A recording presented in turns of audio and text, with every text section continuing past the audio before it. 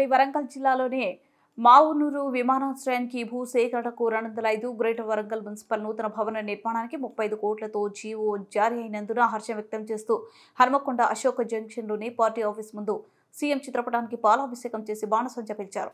ఈ కార్యక్రమంలో వరంగల్ ఎంపీ కడియం కావ్య, వరంగల్ పశ్చిమ MLA Nayini Rajender Reddy, Wardhannapet MLA KR Nagaraju, Parkal MLA Revuri Prakash Reddy, Warangal Congress party జిల్లా అధ్యక్షురాలు ఎర్రబెల్లి స్వర్ణ మరియు జిల్లా కాంగ్రెస్ పార్టీ ముఖ్య నాయకులు పాల్గొన్నారు.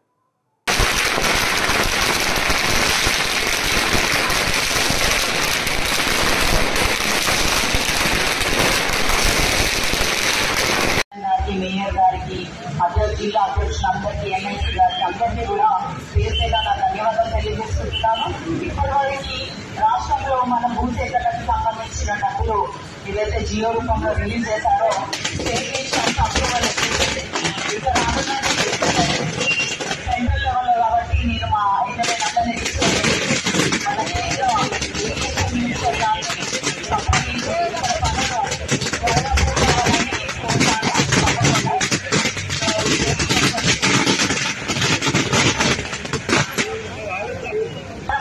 కేంద్ర మంత్రివర్యులను కలిసి తప్పకుండా ఈ ప్రాసెస్ కూడా ఫాస్ట్ అయ్యేటట్టు చూస్తాము.